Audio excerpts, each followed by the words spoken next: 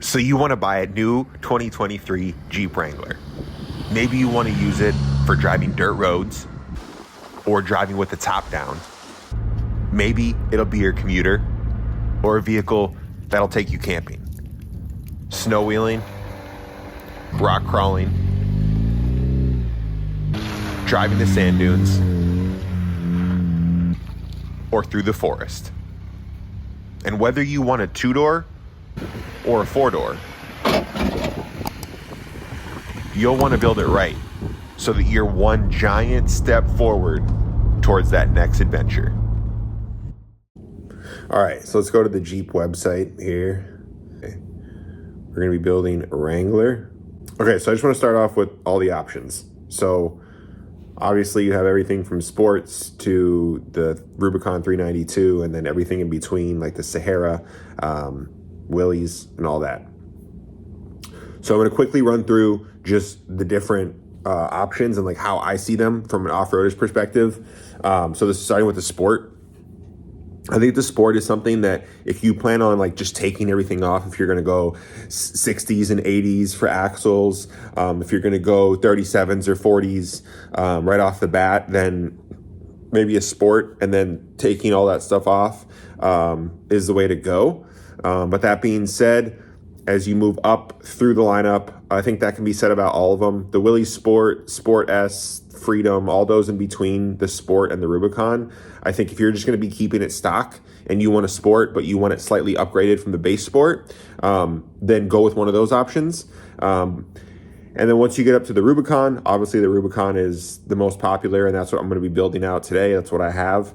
Rubicon is great. And then from there, the Sahara. I think the Sahara is kind of the same thing as the ones before the Rubicon. Like if you just want something that has like some of those options that the Sahara comes with and you're not going to be doing a whole lot to it, then the Sahara is a great option maybe for commuters. You got the smaller tires, less aggressive tread pattern, better fuel economy. I think it's a great commuter if you want some more luxurious options, straight from the factory. But I don't think it makes sense to get to the Sahara and then build it out like you would a Rubicon, especially with the price point, being so close. It makes a lot of sense to just go ahead and get the lockers and the beefier axles and all that. And then these options here, same thing. If you just want a commuter, you don't want to do anything to it, that's fine. I wouldn't touch those models myself. And then the Rubicon 392, obviously, if you want a V8, go for it. It's not something that I would be interested in just for the price. But if you have the money to spend, certainly that's an awesome option. And it's really cool that they make that straight from the factory.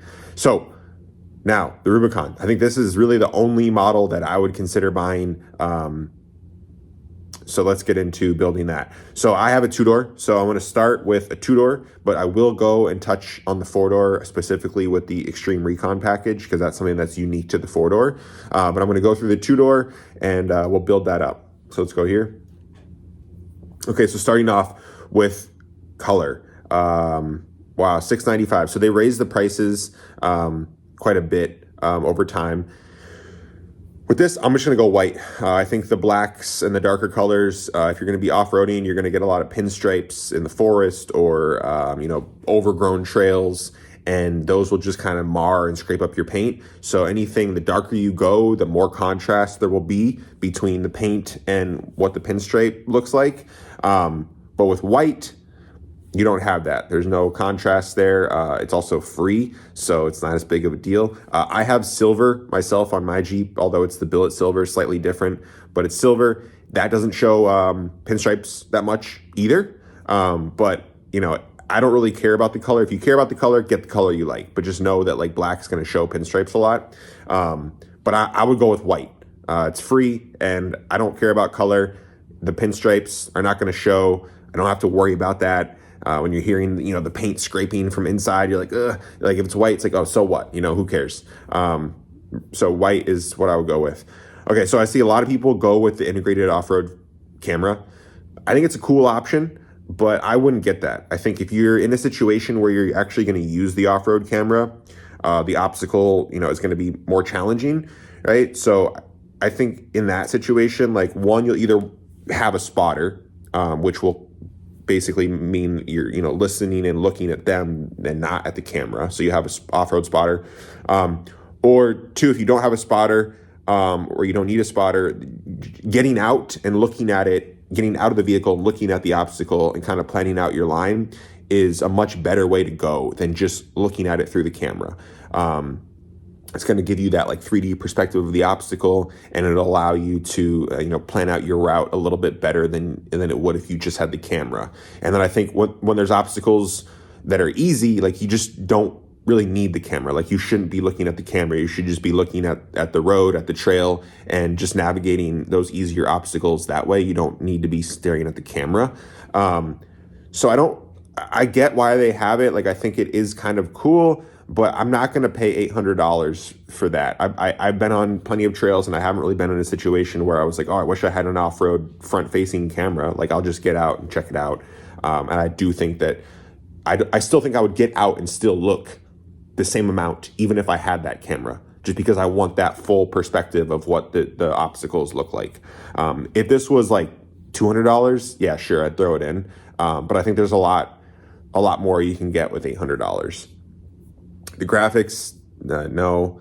Body color, flares, definitely not. This is kind of the same thing with the paint. Like I think the flares are just there for function, not form. So I'm leaving them black, especially for $1,000. If you really like the look, like there's ways you can color that yourself. Okay, so the wheels. So this is interesting. In 2023, these used to be the standard wheels, and these were $1,000 upcharge. And now these are the standard wheels, and these are almost a $1,300 upcharge. So that's quite a bit. I'm guessing that this has to do with inventory. They probably have higher margins now on these or higher supply, higher margins, whatever. And they don't have as many of these. I'm guessing this is a supply thing, so they just flipped it. But yeah, I'm definitely not going to upgrade the wheels. This is, it's the same size, so there's no function difference. It's just purely a look. And for purely a look of $1,300, where in the previous model year, this was the free one, I just think that's a ridiculous option. I don't know why anyone would opt for that. You can get these, if you really want these, you can probably get these on Facebook Marketplace or, used, lightly used for like a third of this price. Okay, so with the two-door, you don't have the option of the Extreme Recon package, but we'll get to that in the four-door section of this video. Hinge gate reinforcement by Mopar, I have that. It was part of the Extreme, it was part of the Recon package that I have, but I would not get that. You can get this on Amazon, like the same exact thing without the Mopar logo for like $100. So I wouldn't get that. And then you can get a better version through another aftermarket company. Metal Cloak makes them, a ton of companies make them. I would not get that for that price. Dual doors, I mean, that's purely a luxury option, right? Like if you want that, you think that's cool, then get it, but I would not. I have this step as well. It's cool, but I wouldn't add it. I would just do this aftermarket. If my Jeep didn't come with this, I would have gone with an aftermarket solution, which you can get for like the same price or less.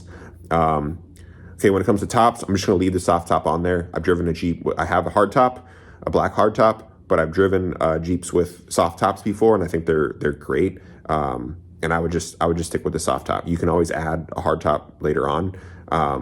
I would just stick with the soft top. I think they're cool. I think they're useful. If you want a roof rack or something right off the bat, maybe go ahead and get that. But I would go with the soft top. Okay, I'm going with the standard seats. I'm not going to go leather.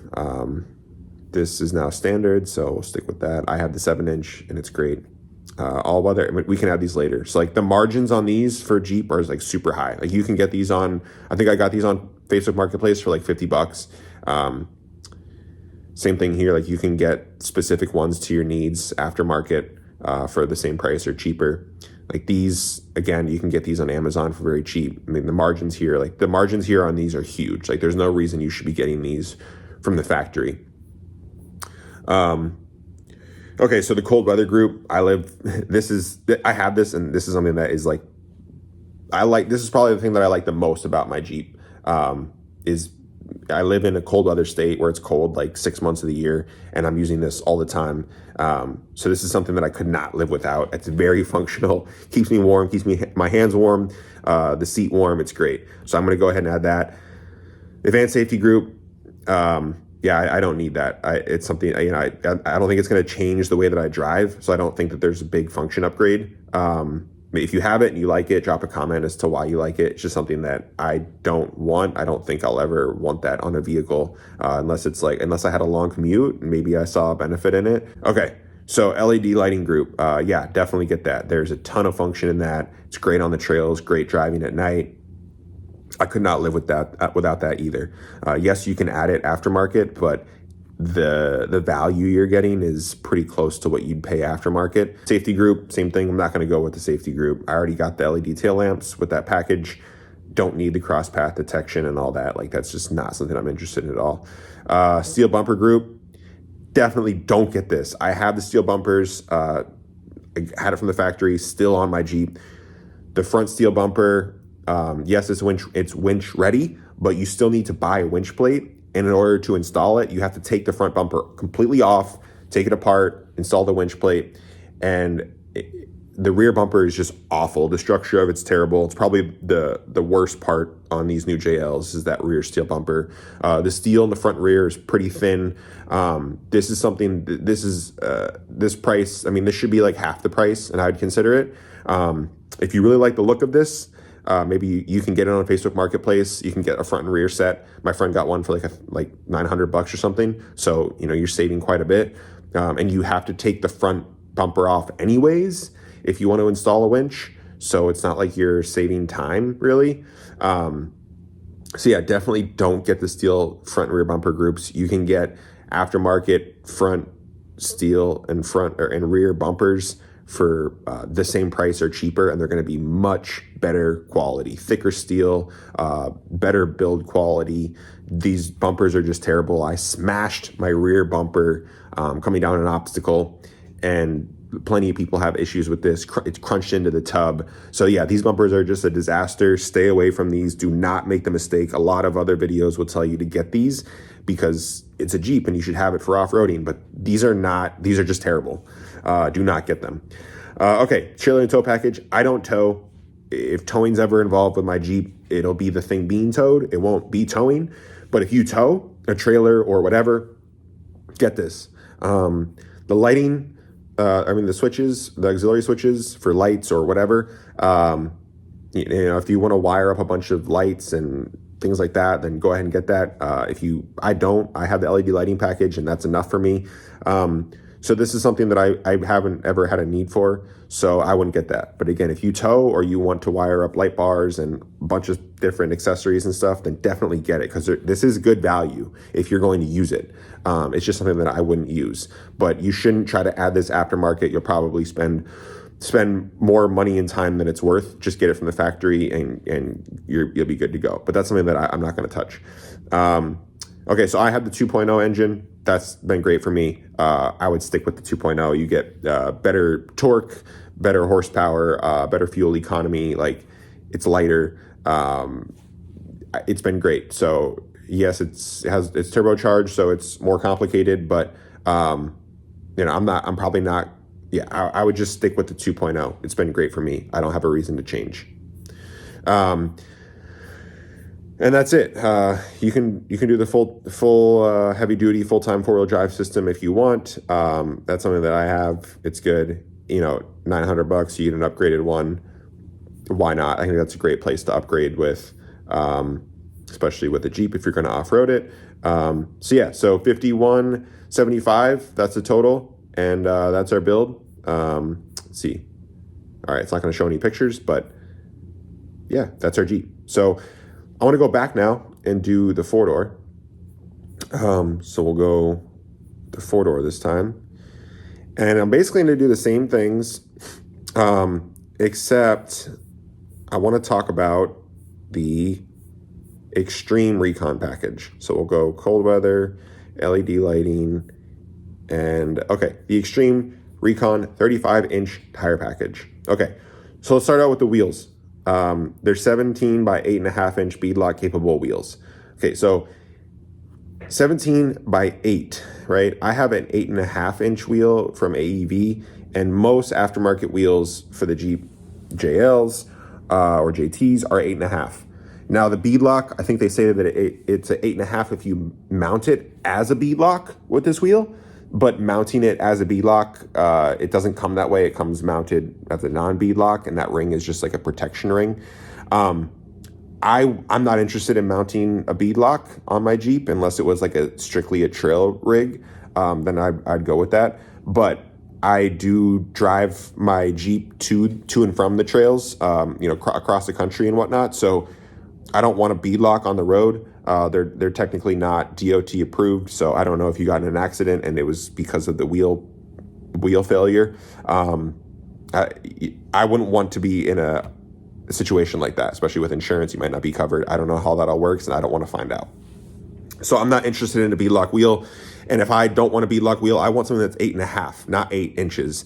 I think that's a better size, especially when you get into 12.5 or 13.5 inch wide tires, which a lot of pretty much all 35s and 37s are. They're either 12.5 or 13.5. And I want that extra half-inch of wheel for that wide of a tire. So these wheels are really like out of the question for me. They're not something that I want to run. The 35-inch tire suspension, the stock suspension is fine. You can fit 35 stock. Yes, it's a bit of a lift, but there's a lot cheaper ways to do this, like a spacer lift or some sort of very basic lift that'll give you more of a lift and better quality than this one. So I don't really think there's a lot of value in the suspension either. The 456 gears, that's cool. I mean, that's a nice option to have. But the 410s, especially with like the 2.0, if you're going with that engine, the 410s, a lot of people run those with 37s and it's fine. So if you're going to be running them with 35s, 410s are great. Sure, the 456 are good. I think that is one of the, in my eyes, that's the highest value that you're getting from this package. But you can get that for a lot cheaper if you're just doing the 456. You just do a re-gear at a shop. So you're also getting some brakes, a minor brake upgrade. That's something, again, you can do after the fact, but the brakes on the Rubicons are pretty good. I have the 35s and the braking is great. I don't think that it's something that I need to upgrade. But when I do upgrade the brakes, or when it comes time to replace the brakes because they're worn out, maybe I'll upgrade it then. So this is decent value there too, but I don't know if it's needed really. Heavy duty Dana front 44 axle.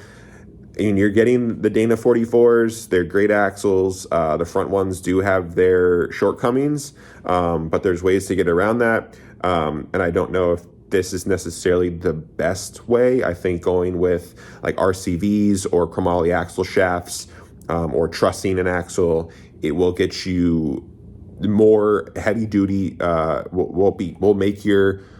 Will upgrade your axle better, and will be better value. So I would upgrade it in those ways. Okay, so these tires. So these tires are great. I actually have these exact tires on my Jeep, same exact tires, but I wouldn't stick with these tires. I don't think that they're necessarily extreme.